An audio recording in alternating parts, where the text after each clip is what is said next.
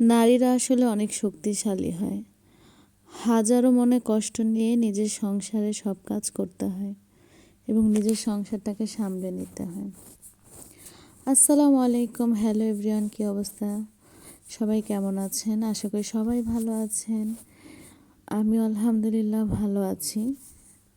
আজকে সকাল থেকে মনটাও খুব খারাপ এবং শরীরটাও খুব খারাপ। সকালবেলা ঘুম থেকে উঠে অনেক কিছুই আজকে করতে পারিনি, বসেছিলাম অনেকক্ষণ।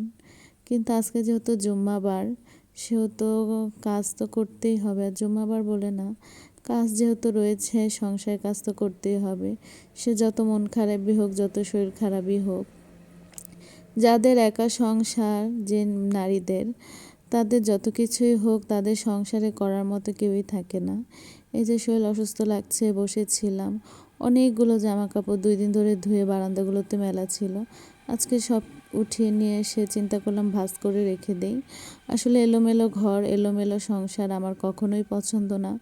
আমার সংসারটা ছোট হলেও আমার খুব সাজানো গোছানো সুন্দর সংসার, আলহামদুলিল্লাহ। আমি সবসময় চাই আমার সংসারটা পরিপাটি থাকুক।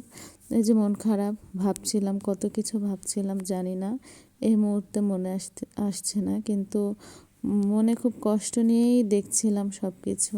কেন জানি আজকে কাজও করতে ইচ্ছে করছিল না। তারপরেও কাপড় চোপড় ভাঁজ করে সুন্দর করে জায়গা মতো সব রেখে দিয়ে আসলাম।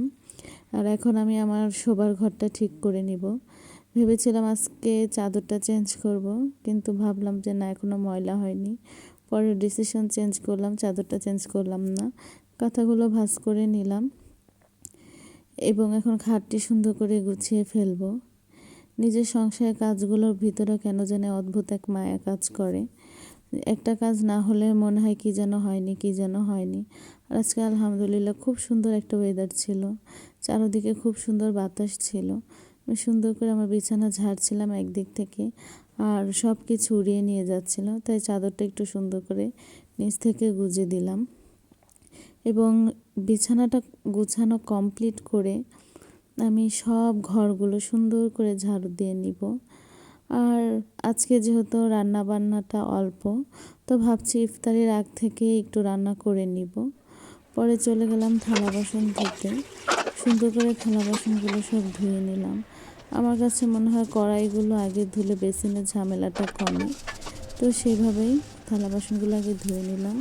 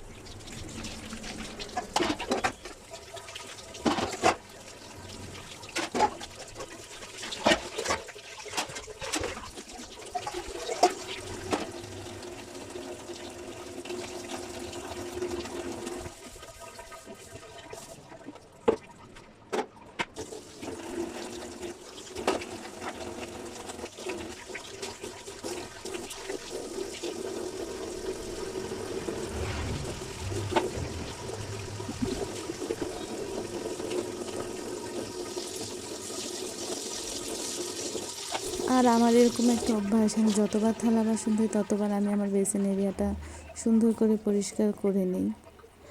তারপরে সুন্দর করে জোহরের নামাজ পড়ে, গোসল করে জোহরের নামাজ পড়ে একটু শুয়েছিলাম। দেখুন পর্দাগুলো কী সুন্দর করে উঠছে, কী সুন্দর হাওয়া দিচ্ছে। এরকম ঝলমলে রোদ, এরকম বাতাস খুব বেশি ভালো লাগে, একটি ঘরকে খুব সুন্দর করে রাখতে পারে।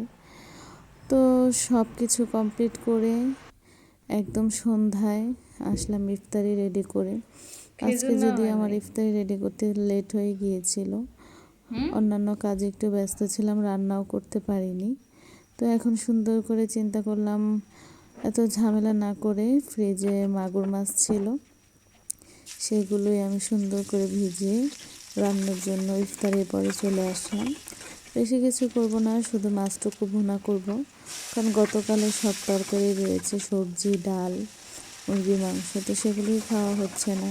কিন্তু আসলে কি ভোর রাতে না বাসি তরকারি খেতে একদমই ভালো লাগে না। এমনিতেই তো মানুষ সেহরিতে খেতে পারে না, তার মধ্যে যদি হয় বাসি। তো সন্ধ্যা রাতে সেগুলো টুকটাক মিলিয়ে খেয়ে নেবে এবং সাহারির জন্য সুন্দর করে মাগুর মাছটা আমি ভুনা করে নেব। আমার তত একটা পছন্দ না, কিন্তু আমার হাজব্যান্ড অনেক পছন্দ করে, তো তার জন্য আমার ওইভাবে রান্না করতে হয়। সুন্দর করে আমি সব মশলা দিয়ে মাছগুলো কষিয়ে নিচ্ছি এবং আস্তে আস্তে আমি মাছগুলোর ভিতরে দিয়ে দিলাম একটা টমেটো। বেশি টমেটো দিলে আসলে মাছের মজাটা আমার কাছে মনে হয় না পারফেক্টলি পাওয়া যায়। আর যেগুলো মাছ আসলে ভেজে রান্না না হয় সেগুলো। তো এই যে আমি সুন্দর করে এটা কষাতে দিয়ে চলে গিয়েছিলাম একটু মুড়ি মাখা খেতে। হাজব্যান্ড ডাকছিল মুড়ি মেখে। আর মুড়ি মাখাটা আসলে আমার অনেকই পছন্দ। আমার কেন জানি মনে হয় আমার ইফতারিটা অসম্পূর্ণ থেকে যায় যদি আমি মুড়ি মাখা না খাই। এমনি সময় ভালো লাগে না, কিন্তু রমজান মাসে কেন জানি খুব বেশি ভালো লাগে মুড়ি মাখা খেতে। তো এই যে মাছগুলো কষিয়ে সুন্দর করে আমি একটু পানি দিয়ে গেলাম। আর ইফতারির পর থালা বাসনের কথা তো বলেই লাভ নেই।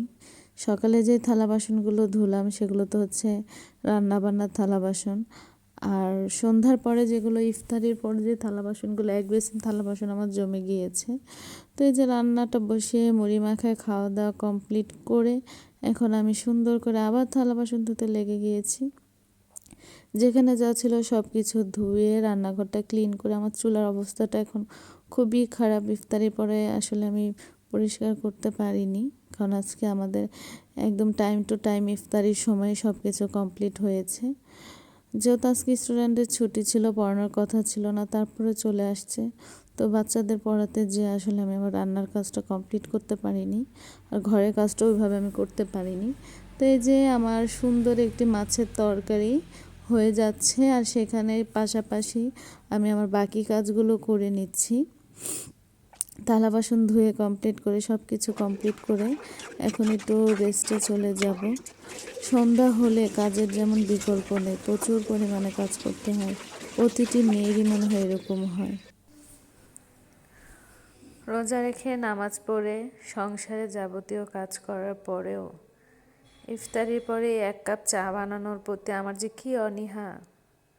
কিন্তু আমার মানুষটা দেখেন, নামাজে যাওয়ার আগে ঠিক আমার চাটা বানিয়ে হাতে ধরিয়ে দিয়ে গেল। ভালো থাকুক সেই সব স্বামীরা যারা বউকে একটু একটু করে যত্ন করে। আলহামদুলিল্লাহ।